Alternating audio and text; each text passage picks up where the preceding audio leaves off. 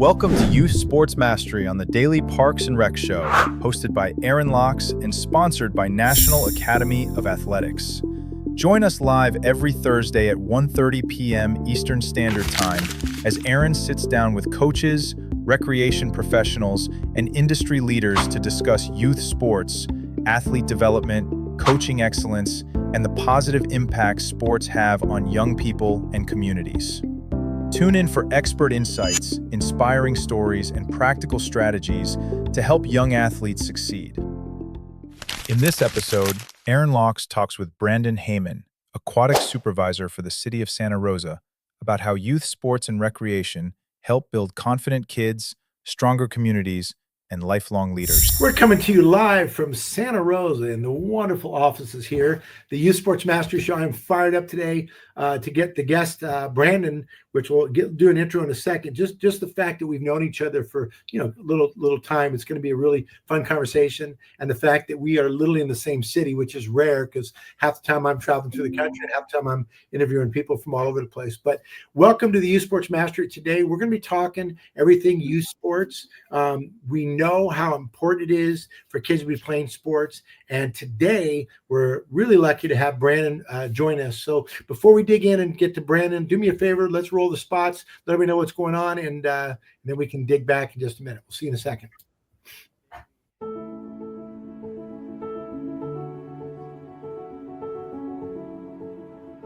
"300 episodes. What started as a small idea, a way to share stories from the parks and recreation community, has grown into something truly special. From heartfelt conversations to behind-the-scenes stories that celebrate everyday heroes. Every episode, every message, every listen has been powered by you. To our loyal listeners, our partners, and every Parks and Rec professional who continues to inspire us, thank you. You've helped us grow, you've helped us evolve, and you've reminded us why we do this, to tell stories that matter. This milestone isn't just ours, it's yours too. As we celebrate our 300th episode, we look ahead to the next chapter. More stories, more community, more impact. From all of us here at DPRS Media Company, thank you for believing in us, for tuning in, and for helping us make it this far. Here's to the next 300 episodes and beyond. Are you a vendor, brand, or service provider ready to connect with the heartbeat of local communities? At DPRS Media Co., we tell the stories shaping parks and recreation across America. Through podcasts, live streams, videos, and newsletters, we reach frontline leaders, city directors, and decision makers every single week. From youth sports and facilities to programming and policy, our audience is your audience. Sponsoring or partnering with DPRS Media Co. puts your brand in front of the professionals who build, budget, and buy for their communities. Launching a new product, growing your presence in public spaces, targeting cities, counties, or departments, DPRS is your trusted media partner. Whether you're in software, turf, aquatics, robotics, smart cities, or special events, partnering with DPRS puts your brand in the story. With commercials, interviews, social campaigns, newsletters, and live shows, we're your media team. Partner with us and grow your impact in the $200 billion parks and rec industry. DPRS Media Co. Stories that move parks and rec forward. Your audience is here. Let's meet them.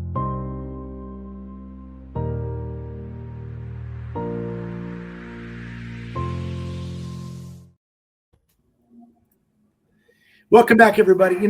Man, over 300 shows, Brandon, it's crazy what's going on with the Daily Parks and Rec Show. It's great to have that connection and to be able to be a part of something that is making such an impact and be able to support people like yourself in the space. So first of all, if you don't mind, obviously I know who you are, but would you do me a favor and just kind of give a little bit of a background of who you are and what you do, and then we can dive right in?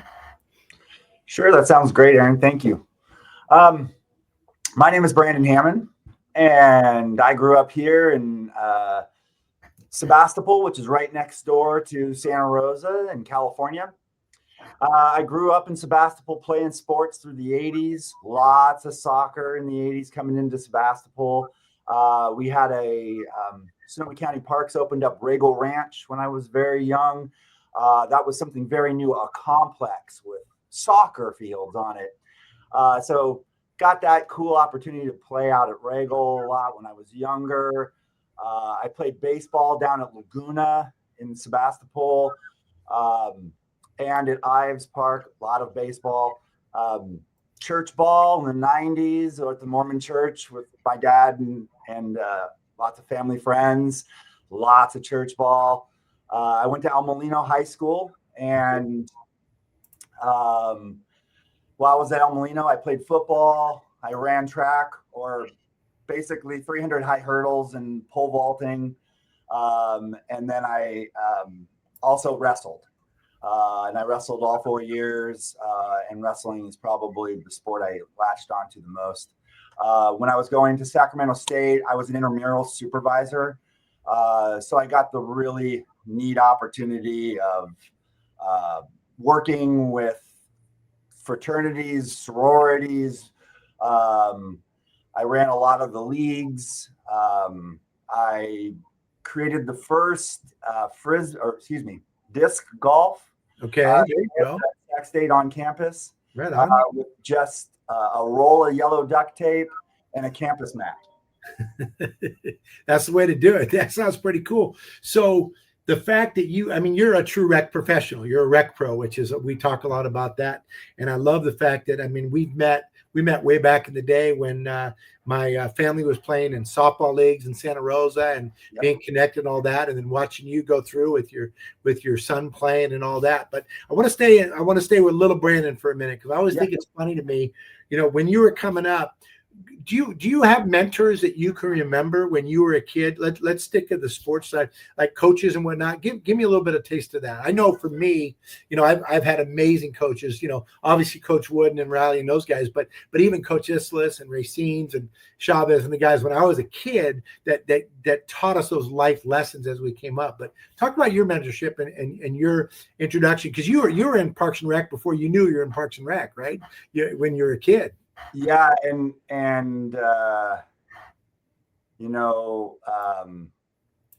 I didn't even realize it. Like, had no idea that this was happening to me, but it happened very, very, very young. When you say, coaches, are so many coaches, so many different coaches growing up. And what I liked about when I was coming up, you kind of pulled in your mind, you went, oh, this coach was really good at this. So you kind of pulled that, or this coach understands this. Or so you realize that it just wasn't maybe one person, but it was just like a team. And that's kind of where it was. And so for me, it wasn't just out on the sports field coaches. It was my uncles. It was my dad. It was, my high school track coach saying, hey, Hammond, you got long legs. You should run and wrestle and maybe pole vault. Addressing things like that, seeing those things. But yeah, it was a lot. And I feel like when I was coming up, it wasn't just one coach going, hey, we got to put this into you. It felt a lot of the time like I'd have my football coach talking to my wrestling coach. And they'd be coming at me together like, hey, Hammond, we both think that you need to lose some weight. Or, hey, Hammond, think you need to put on some weight. Or so, it kind of, for me, it came, if I would say one, it was probably my wrestling coach, Ron Elder, who kind of said, you got something. You're not the most athletic guy, but you've got heart and you drive and you put your head down and you go. Good. So we're going to use that. And so it's funny how, when I give the clinics, I know you and I are both dueling clinics at the CAMs not too long ago. And it was funny. I was in one room, you were the other. I don't know who was louder, but we had some fun with it, right? Oh yeah, I went back and forth. But it's funny to me when I talk to people and I say, all right, close your eyes and picture a coach that you remember. went from your youth. And right now it's really interesting. About 7 out of 10 will remember something positive from that coach. That coach that just, like you just said, that coach inspired when I, but 3 out of 10 are gonna remember the coach that made him quit sports, that made him not want to play. And it's really sad to me, you know, that we got to that place. I do think growing up at a time where it was more like you just explained, it's more of a village, right? Right. Oh yeah. Oh yeah. For everything, you know, from prepping the field to, you know, lining up for water. It was everything. You were doing it as a team, as a group. Yeah. And it's funny because I remember those coaches, and I remember how that there's things they used to say that I still find maybe because I'm old now, but I find myself saying those things. You know what I mean? I'm like, wow, really? You know, I'm not telling kids to lose weight or gain weight because I don't want to get any of that. But no, not anymore. That's the stuff I learned not to do. Yeah. But just the fact that we were brought up in sport and we realized the value of it, and yet, Brandon, you see it, I see it. The fact that when we were kids, 9 out of 10 kids played a team sport somewhere, and now only 5 out of 10 kids do. What are you seeing in the city of Santa Rosa? What are you seeing overall as to maybe just your mindset around what is the biggest difference? Let's pick 1 or 2 biggest difference that you see.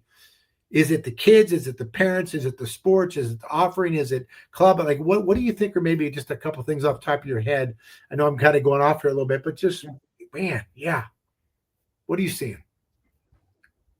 Well, so kind of piggybacking on the last one, you know, probably the thing that I've said the most in my career throughout this is teamwork makes the dream work. Say that again, because I say that all the time. Oh my gosh, I say it nonstop. It's my go-to. It's how I've created, built teams around. Teamwork makes the dream work. Absolutely, 100%. Period. Yeah, love that. And so I live by that. And so when I see people straying away from the team, that should be at the team, that's what I go after. Got it. Okay, got it. So if we can create an environment in youth sports where kids feel a part of the team, I feel like they're going to get more out of it. They're going to stick with it, right? It's going to kind of come forward there. So you now, as a Parks and Rec professional for a long time now, you've been doing this a while, man. You must be getting old, right? And what do you think was the big piece that kind of led you into that? What kind of led you into the Parks and Rec profession? So this is kind of funny, and it's the trigger really that did it for me. It's not the end result, but honestly, when I graduated from Sac State, I graduated with honors, and I didn't even graduate with a degree in RLS, Recreation and Leisure Studies at that time. I actually had a degree from the amazing communication studies in public relations and marketing. But all I did was run sports. I just didn't realize it yet. So I had 28 interviews after I graduated, and they were marketing jobs, AKA sales. Papa John's door-to-door coupon sales. I did that in San Jose. Oh my goodness. I thought it was a marketing job. I went down there, and that evening called my mom crying. I need to figure what's going on with my life. The next interview, the 29th interview that I had after my 28th one, was with the town of Windsor. And I didn't even get the job that I was interviewing for. She called me back and said, "Hey, we have just lost a camp director. Would you be interested in coming and running a camp?" And after 28 interviews, and the last one being a Papa John door-to-door coupon sales, I said, I would love it. Yeah. And that's how it all started. And then from there, I realized that it was meant to be for me. You know, it's funny how, and recreation too. So I've told the story before, but when I was done working in the NBA with the Lakers and the Warriors, I wanted to get a job coaching high school ball. And Pat Riley, coach of the Lakers, wrote me a letter recommendation. In fact, I have the letter on my wall here, a copy. And I went to Sonoma Valley High School. I shouldn't call the school that. Anyways, and I applied for the basketball coach's position. And the AD was all fired up. My God, this is great. It's going to be wonderful. They had the letter. They were all set. And then the next 2 days later, I got a call back, and the lady was actually in tears. She couldn't hire me because they had to hire a on-campus coach, teacher, wanted the job. Totally understand, respect. Pat Riley was upset. He was a little insulted that, do they not know who I am, which is Right. kind of hilarious. Who do I need to call, which is hilarious. But the thing is that may have been one of the most, maybe best failures that I had. Oh yeah. Because look, it allowed me to open up University of Sports, which then now is a National Athletics, and it allowed me to have, otherwise, not that there's anything wrong with it, but I could have been the coach of a high school team, and that's all I did. You could have been a Papa John salesman, and that's all you did. But the failure. So talk a little bit. You're a pops, you're a dad. Talk about failure, and what's, we'll open up. No one's really listening. So let's talk about failure. Let's talk about failure in your life that you've seen, because I think in the rec sports, in the rec space, more than anywhere, it's really a safe space to fail, right? Yeah. For me, it took me a while to kind of do what I wanted, to move forward and to kind of advance. And so I didn't really, I had to kind of condition my mind to not see it so much as failures as gateways to opportunity. Unique opportunity, if you will. So if something came my direction in the way of a responsibility, say taking on field prep, then I would learn everything about taking on. If they gave me that opportunity to learn how to do it, I just don't want to do it. Yeah. I want to do it 100%. So that's always kind of been for me. And so lucky for me, I have both, if you will. I have a son who is just about to turn 16. Yeah. And I have a daughter who's 14 years old. And both of them go at athletics and sports kind of in different, very positive venues, where my son would be waking up at 5 o'clock to go to swim practice at the JC for 2 hours before he goes to school. My daughter really enjoys Saturday practice with her friends and going out afterwards. And so, getting to see the benefit being a father and seeing kids pull two different things out of it, but then knowing how important it is, again, that both of them are aligned in their correct team. Yeah. People that are around them, that's their support system. We were talking about a village. That's it. There it is. Yeah. The person left to them, person right to them, that's what they got. Yeah. I love that. And, I've watched you work in the city of Santa Rosa for a long time. And I love how you've built a team. And I remember when you started and there was some interesting team members, right? Through and that, but it's really cool to me just watching the evolution of you and what you've done, because you have always been about team and you've been about team sports. So tell me a little bit about the difference between your daughter or your son, whether it's wrestling or swimming and or team sports in your mind, because you played team sport. I don't think there's any better life skill teaching tool than youth sports. And you said it about opportunity. My mom used to ask me whenever I would, let's use the word fail at something. She never says fail, it's a lesson, but she'd always ask me, what's the lesson? Right. What do you learn? What's the and how do we create that? So when you talk about team and you talk about what you do, but I want to stay in the kid space for a second. For your kids, the difference between what you did, which was play every sport. Do your kids play every sport? Do they play multiple sports? So they're single sport athletes, right? And are they more team sport or are they more individual sport, even though they're on a team? So my son definitely likes both. But he thrives in individual because he's that kind. Yeah. My daughter probably thrives more recreational. You know, Yeah. she's kind of more like me, where my son's more like my daughter, my wife, Yeah. who was a very good swimmer in her time. And so he's kind of gone that route, and she's very, you know, Focus and go do it. in that way. But you know, Aaron, this is the important thing. This is also what you and I know have preached for years and years and years along this line. And it's why sports is so great, is that every child is different. Yeah. Every child, their development is different. How they absorb information is different. How they're motivated is different. How they mentor is different. How they become a mentoree is different. Yeah. Everything about each person out there in the sport, whether they're youth or adult, they're different. And so that's what's so great about, you know, having sports. You have so many different types. I'd like to say that there's just, you know, competitive and recreational. Yeah. That just ends up how to be kind of where my kids are, but there's across the map. Right. They're the ones that like to be out there and do a little art before we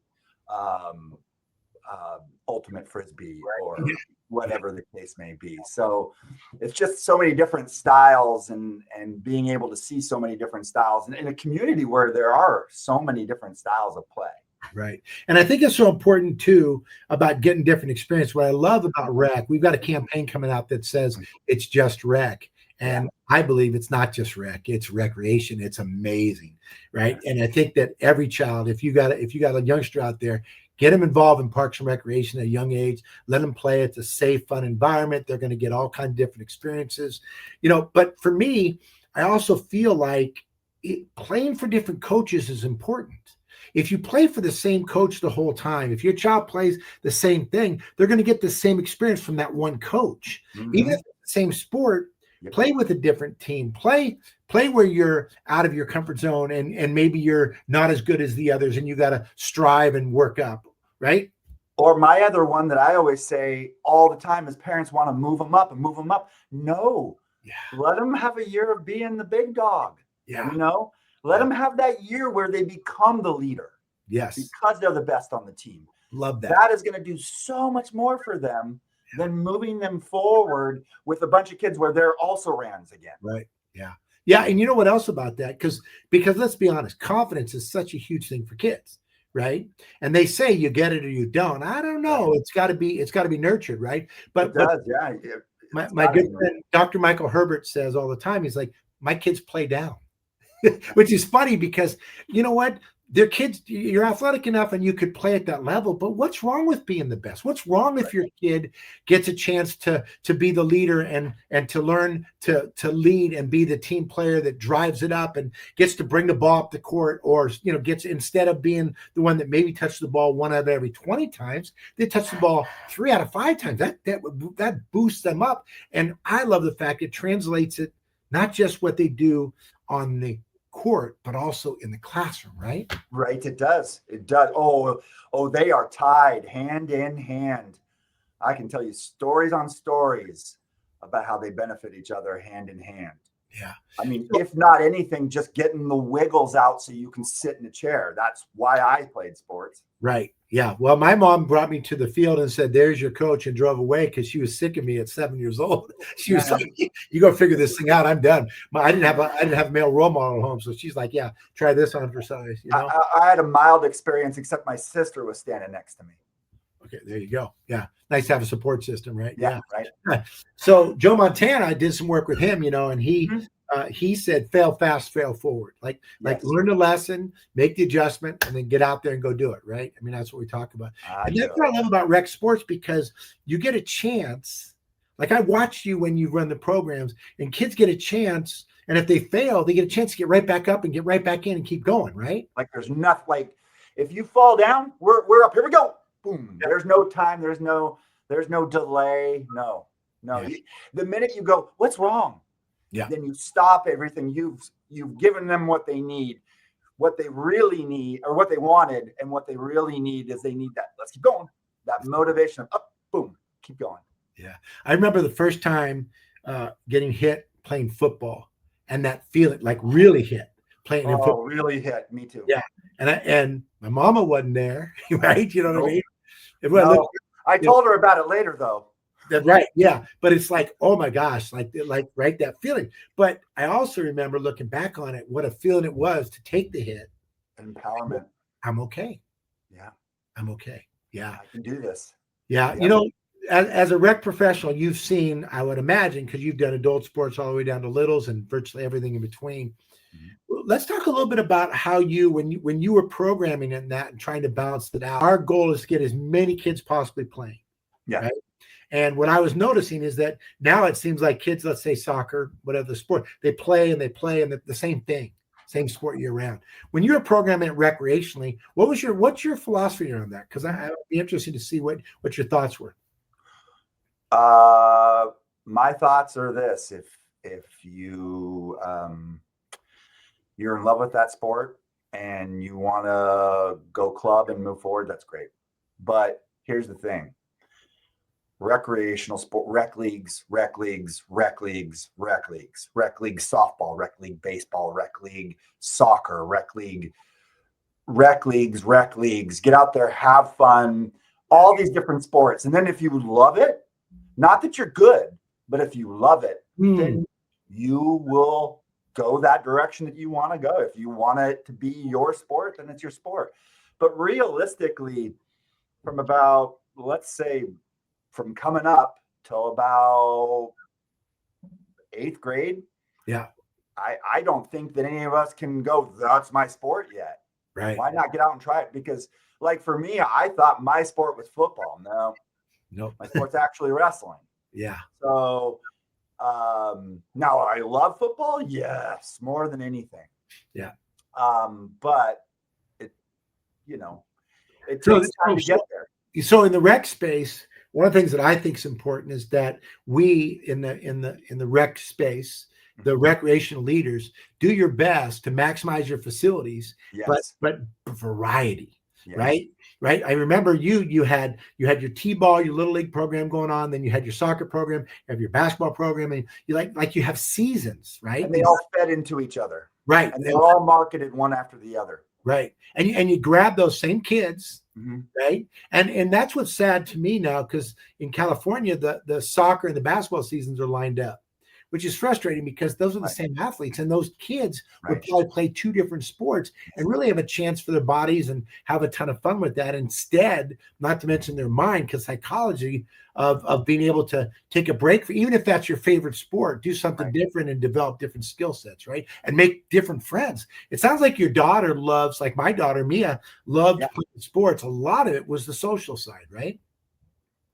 Yeah, I mean, getting out there and exercising and being with your friends and having a support group again. That we know this, Aaron. Being a kid's tough, and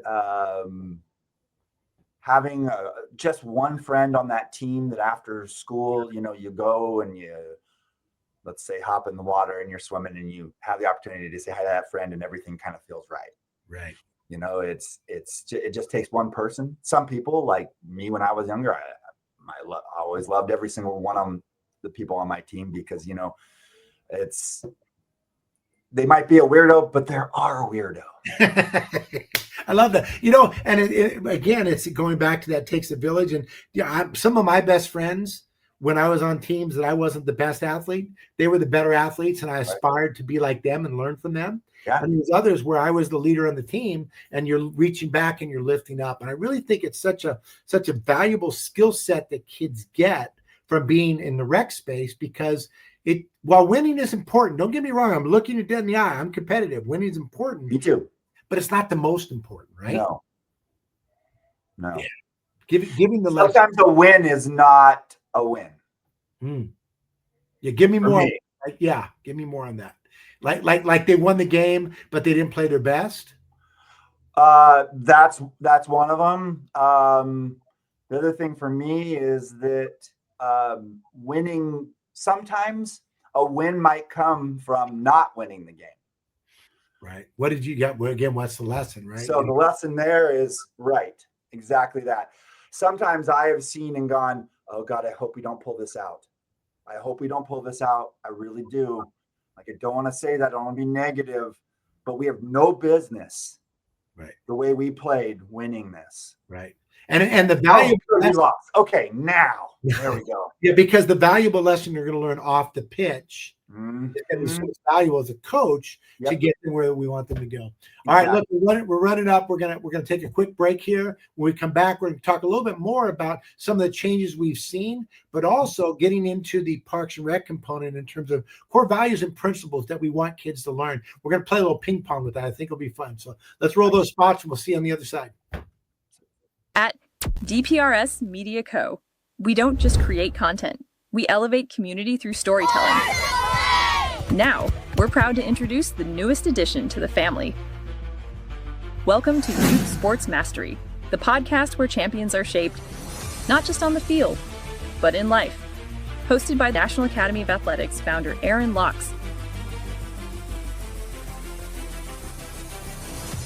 Youth Sports Mastery dives deep into how youth sports can empower kids, strengthen communities, and build leaders. From coaching culture to recreation strategy, and from player development to parent impact, every episode brings game-ready insight from the people making it happen. Youth Sports Mastery goes live every Thursday at 1:30 p.m. Eastern Standard Time. Only on the Daily Parks and Rec Show, sponsored by National Academy of Athletics. And powered by DPRS Media Co. This is where purpose meets play.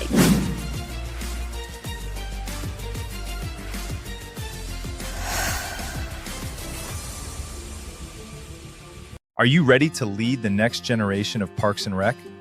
Whether you're a student, intern, or rising leader, welcome to the Young Professionals Network by DPRS Media Co. Our mission? To empower early career professionals in parks and recreation through mentorship, visibility, and real-world leadership development. Our vision? A national network of passionate, prepared, and purpose-driven leaders who shape the future of public service. Starting now. Powered by the Daily Parks and Rec Show, YPN gives you access to exclusive interviews, career-building resources, behind-the-scenes content, and live events, all created by and for the next wave of Parks and Rec professionals.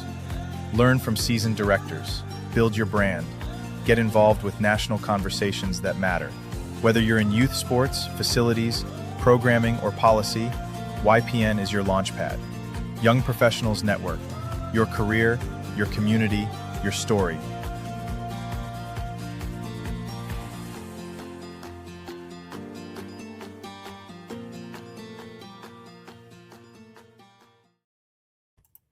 You know, I think about these spots that are running, and I just get chills thinking about this, Brandon, just in terms of seeing the impact that DPRS has been able to bring to what's going on, and the fact that we're sharing so many stories with Parks and Rec professionals, and it's just such a great platform. I'm so grateful, and again, thinking about over 300 shows and how things are running, and it's just awesome. And I love the fact that each week I get to connect with people like you, and especially old friends, that just to talk about sports and where we've been. And if you've done something for a long time, you meet some really great people, right?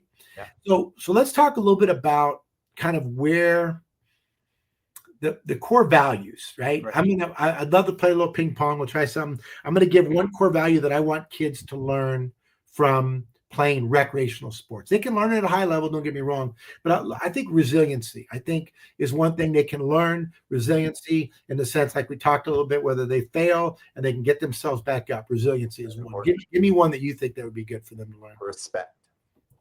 Give me more on that. Each other. Respect the official. Respect for each other. Just the idea of being able to respect that everybody is different, and it takes everybody to make it. Yeah, love that. Respect. And you know what? There used to be immediate respect for police, fire, military, Mr. Johnson down the street, coaches, and that's gone away a little bit. I'm hoping we can bring that back. And I think rec sports, the coaches, the way it's set up, just teach that. So that's a good one. How about just dealing with winning and losing? Yeah. Just that's a big one. Yeah. Give me another one. Let's see. Dedication. Yeah. Not dedication in the way we think of dedication, like all the time, Yeah. but dedication when when it is your time to shine, to show up for practice. Yeah. Dedication.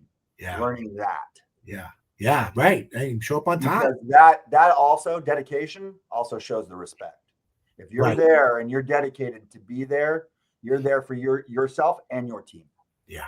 I think it is funny because all these things we're going to mention are going to twine together. But empathy. Empathy. Right? And because if you're a good teammate and you're empathetic, it's going to carry forward as well, right? And that could be empathetic to the kid that doesn't get to play very much because they're not that good, and across the board, or empathetic to the kid you just kick their butt on the field. You know what I mean? Right? Empathy is a big one. And learning the proper times to show empathy too. Right. You know, when somebody has, earned your empathy as well. Yeah. Give me another one.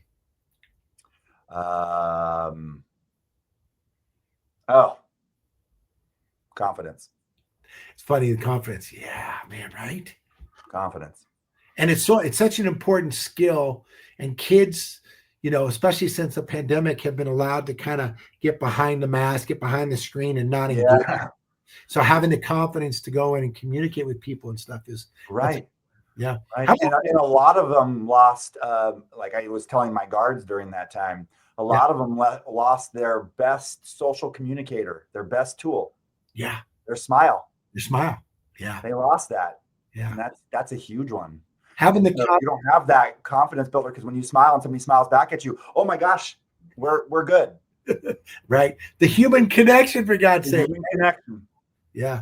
How about leadership skills? Yeah. Oh, yeah. Just being able to be a leader and being able to step in whatever given situation and realize, okay, I gotta step up. I gotta help. I gotta do something, across the board. I was at Home Depot this past weekend. I was getting some trees for my property, and this just older gentleman, not that much older than me, but he was carrying just tons of rocks and stuff, and he couldn't quite get it over the hump to get it there. So I call it leadership. I came over and I took lead and I helped him to do that. You know what I mean? And that you learn that through sports. You learn to help people up, and you learn the leadership in that across the board. And you get to look at the leaders and look how they give back, the true ones. Yeah. I mean, I've seen so many times getting to see a leader come back. For example, one of my heroes, Will Clark. Yeah. Who I got to meet once, and he's amazing, is the idea of once you're at the top,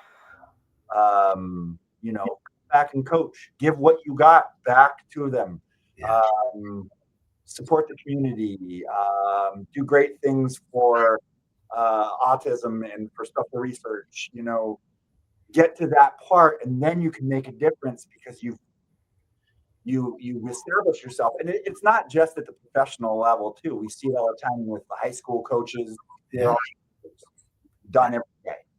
We could probably sit here for 4 hours and come up with another component, but like you said, rec. And I agree with this so much because it's such a wonderful, safe space, especially for an introduction. When my kids were playing in your league, they'd go to a clinic before because they learn the fundamentals, the boundaries, the understanding the game, they develop confidence, and then they went out and played. They were able to step right into it, right across the board. So let's switch over a little bit. Now you're an administrator, you're running programs. Mm-hmm. What are some of the challenges that you faced running youth program, and how'd you overcome those? Because I know that's a thing. You know what I mean? You're trying to run. So give me some of the challenges that you faced, because there's some Parks and Rec pros out there going to listen to this, and let's give them some tips. So they're not to scare off, but there's a lot. There's a lot of different things that come up. Every child is different. There's a lot of different things. Yeah. Probably for me in running the youth leagues, and it took me honestly decades to kind of realize it. Wow. Was relying heavily on volunteer coaches. It sounds, and in theory, it's a fabulous thing. It really is.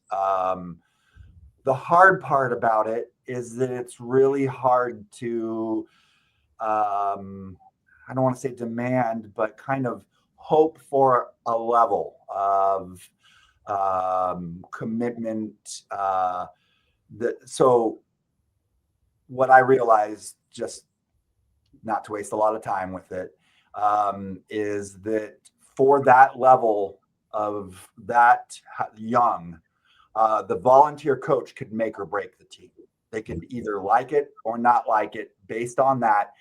And some teams would have, parents coaching side by side because they couldn't find a volunteer coach. And so what I realized was I had to change the format and have to hire and train the coaches. That way I could make sure that my level of expectations as to the fundamentals that were being taught during the leagues, I could manage and be able to hold it to my standards, so that at the end of the 10 weeks, I could look and evaluate and go, okay, this is a recreation program. This learning has been offered to every single one involved. What's done for one is done for all. And that is really recreation in the community. Yeah. It's funny because we run a lot of different leagues all over the country, and clinics and whatnot. And we're finding that, the parent volunteer is still a very important piece of the puzzle for those, but we've got to make sure that we empower them and educate them, because I play, no one was coach a team. I played in 3rd and 4th grade. I haven't played soccer since then. And you want me to coach a team? What the heck? So, we have handbooks, and like we worked with you guys, how do we train and empower them to be able to coach and elevate them up and pick them up? That's what you're talking about, right? So if you're going to run a league out there, you're going to run a program out there, and it's a recreation program, and you got parent volunteers or volunteers in general, give them tools, right? Give them Yes, we used to do so. Our problem was that we got so big that we couldn't maintain 24 teams and have 24 volunteers. Right. What we did have, though, up to that point, was a volunteer handbook for each sport that broke down their responsibilities, our responsibilities as operating the league. And it just got, so successful. It just got too big to be able to find 26 to a standard volunteer coaches. But oh my gosh, education and training. And I mean, that is how you as a parent give back, go, well, I don't know anything about soccer, but I'll come watch your practices. Right. And then just by being there and watching, all of a sudden you start, I could probably do this. Right. If you're involved. And I think it all stems from just being involved as well. Yeah. Being present, your presence is your present, right? And the thing that I'm finding in some of the leagues we run down in the South Bay, down in like by San Jose and Santa Clara and over in the East Bay and whatnot, is that with those parent volunteers, if they're empowered to do it, and you focus on, even if they're not the best player, even if they're not the best coach, if they care about the kids and they're putting the energy in, it's gonna be okay. To your point, we want to make sure here's the basic standards that they need to understand, so they learn to go with, right? So they can at least play the game. But I think we can't allow the pursuit of perfection to get in the way of the fact that the progress is there, right? We got to find that balance within them to make that happen. So when you got to the point when and again, I remember some of your leagues were huge, you had so many kids and going for it. And now it seems like the leagues have there's been a perception that rec is no good, right? How do we fix that? It's just the community has changed just in the 2 decades or 2.5 decades since I started this style of league in Santa Rosa. There wasn't any at this age level, the 4-year-olds through 8-year-olds. Okay. There weren't a lot of leagues, say like in the Rincon Valley area, or really for that young an age group when I started. Right. And that has definitely changed. I wouldn't say mainly because kind of showed the community how to do it for the youth, but that everybody kind of started to go, well, yeah, we could offer something for this age group. We could go back to doing T-ball again. Right. We see that this works. And it kind of built. So the need for instructional sports, because you have kids who can't go and join a soccer team because they don't know how to play soccer yet, Right. isn't as prevalent as it was 25 years ago. Right. The challenge I'm seeing, though, is that kids are getting pushed into a competitive environment at too young of an age before they even learned to love the game, the fundamentals, or understand what the heck's going on, right? It's a challenge, right? Right. And that's why I, even for my years as USA Softball District 2 commissioner, it's all about the rec leagues, because you boost those rec leagues, get them in there, they have fun, they learn how to play the sport, and if they want to go further, they can. But if you don't have strong, this is what I've had to preach to so many different organizations within USA Softball, is if you don't have strong recreational leagues, you will not have for very long strong competitive leagues. It's the same. It's a feeder system. It's the same for the high schools. If the kids, high schools too. There's a lot of kids playing sport. Even if it's flag football to contact football or whatever it is, there's a lot of kids in the community playing. Some of them will they're going to elevate through it. They're going to feel good about it, and they're going to want to step up and they want to keep doing it. And that's when you're going to get those good high level athletes that want to get after it and make it happen. There's a big piece of that. So as I'm trying to bring more recreational sports through the National Academy of Athletics back to communities. I'm partnering with cities and saying, look, if you don't have the staff to run it, Brandon, let me know. We'll help you run a beginning lacrosse program. We'll help you run a pickleball for kids, things like that, whether it's camps, clinics, leagues, whatever, because I personally am on a mission. I want more kids playing sports rather than less. And I don't care if they end up playing the NFL. They're probably not going to. But you know what? I want them to fall in love with playing it for a lifetime, right? That's a big piece of this. So when you look at parks and recreation departments, and you're a member of CPRS and you're a leader in what you do, how can parks and recreation do more to help make sports more accessible to kids? How can we do that more? I think it's a mindset for me. In Santa Rosa, it's kind of, I like to think of it, it's kind of like our offer. It's how we operate in the city.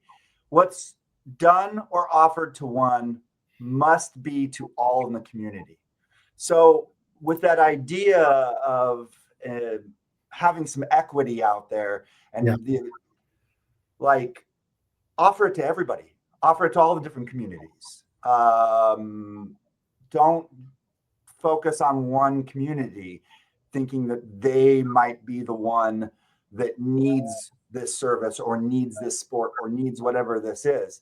Right. Look at the entire community. Got it. Can we utilize this park in this part of town? Can we utilize this park in this part of town? How can we better offer this up? Can we offer it over here? Because I'll tell you, one of the biggest issues that I have in Santa Rosa with sports is getting the kids to the field. Yeah, right. Because the hardest problem that I have is having the fields. So what does that mean? They're going to be all over Santa Rosa. Yeah. So you got to use them. They got to get to them. So what we have to do is we have to try and focus on having those programs in those areas. Yeah. And that's really, that's what I've been driving to do, bringing it to the areas where they need it. And that's always been a focus. But I think that as long as we can just offer I don't want to say standard. It's not standard by any means, but it's fundamental, right? Yeah. So it's a very fundamentally structured push throughout the community. Right. And it's funny, Craig with the Daily Parks and Rec Show talks about the fact that, Parks and Rec is essential. It's not a kind of sort of. Good communities have good, strong Parks and Rec. And when you have strong Parks and Recreation and you're offering all these programs, the kids are playing. One of my guests not too long ago, George, said his dad wanted to keep the kids on the courts playing rather than in the courtrooms, Yeah, that's a good one. Yeah, it's a good one. And the mentality of that across the board. I also know that sometimes we in cities can get stuck with paralyzation by analyzation, right? We overthink things and but I also know that there used to be a lot more the joint use agreements with the schools. I just saw a stat that Brad from Michigan shared with us that 24 million kids are looking to participate in after school enrichment programs, a lot of those sports. And we're only serving about 11 million of them. Yep. We're missing. So if the Parks and Rec could work with those schools, even on their campuses, like you said, you don't have to worry about going and get the kids to the other park, right? What if it was a Parks and Rec program on that school campus? Wouldn't that make a lot of sense? Well, you're talking about magic, Aaron. Okay, go ahead. I'm listening. It's part of the field that we're in. It's just recreation and schools are aligned alongside each other, going in the right direction. There's a lot that's involved in between those two sections. Back in the 80s, it's a lot. There's a lot of involvement. There's a lot of agreements and sometimes some unagreements. Yeah. So it's a communication thing, but it's I too would like to find out the answer to that question. Yeah. Back in the 80s, there was a lot of money flowing and there was a lot of joint use agreements all the way through 89, yes, 90. There was. And there was a good ones, but there are 25-year agreements. So now 2015, 2020, 2025, those are joint use agreements aren't there. If I'm a Parks and Rec director, if I'm the city manager, I'm looking to find a way we're serving the same kids, for God's sake, right? I mean, the kids that go to this school are going to play in your program. If your program is affordable and equitable and available, it's going to help those kids. We've already given all these life lessons they're going to learn. It's going to make them better students, better citizens, healthier, right? It's going to make the community stronger. So yeah, that's one area where, if you're a leader, that's a good place to dive into, right? Right. Yeah. It's the schools though. It's not all on them.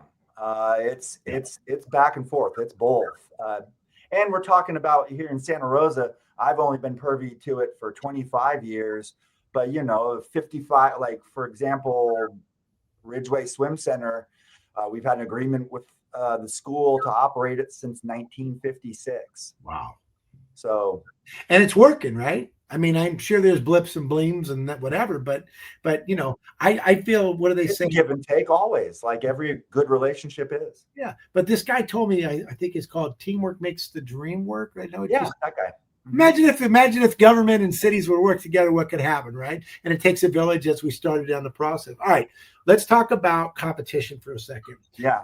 I'm a believer that for kids to want to continue to play or participate in whatever it is, it's 3 little letters that make it. It's got to be FUN. It's got to be fun. And if youth sports become a JOB instead of a JOY, that's when they're not going to play. So how do you recommend, what have you done?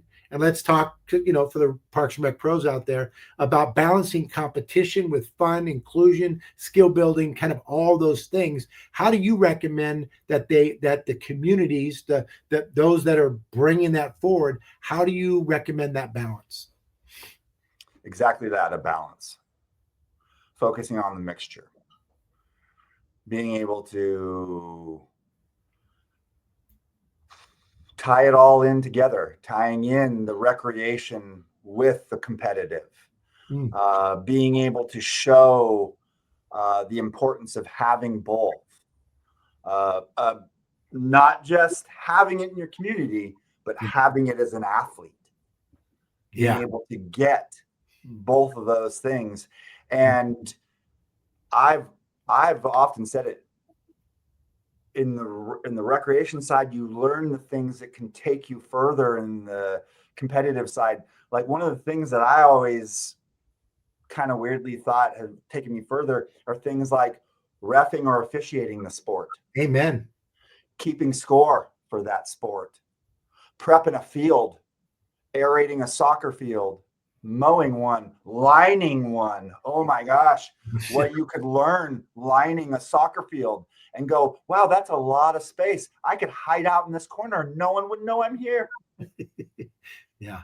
You know, Yeah. sports is so, I mean, Aaron, we have pretty good lives built on it. Yeah. Right? No, I mean, we've done this with our lives. This is what we've done. yeah. So Combining everything is good. You know, we got a formula that we use here at the National Academy of Athletics, because I believe that there needs to be the right amount of education, discipline, and joy to put it all together. So we use what's called talk, teach, play. When we do a segment, it's 15 minutes max, 3 minutes of verbal instruction, explaining what they're doing to do, how to do it, why to do it. Then 6 minutes of skill development, right? And then after we've done that with directions and corrections, then it's 6 minutes of play. And then coach, stop talking. Just let the kids play, you know, and let them have fun. And so after 15 minutes, they've been exposed to it. They understand it. They've practiced it, which is great. And then they played at it. They get water. We come back in and we do something different. And I feel like that's a really important thing if you're out there coaching, to have a system that's designed that makes you feel empowered. Okay, I can get through this piece, and it helps these kids, right? Oh, definitely. You have to have a system. Yeah. So, all right, we've only got a couple minutes left. I want to talk about what innovation, what trends, what are you seeing that keeps you inspired and fired up and what you're doing? I know that you are handling aquatics now, right? So what's coming up in your space that you're kind of fired up about, excited about, that's going to keep you getting up in the morning going, well, besides going to do a little swimming, it's 5 a.m, but getting excited about that. Is there anything that's kind of you're looking on the horizon? On the aquatic side, you know, it's very kind of specialized, but for me personally, we at Ridgeway Swim Center, we actually have a chlorine generation system that makes chlorine from a salt slurry.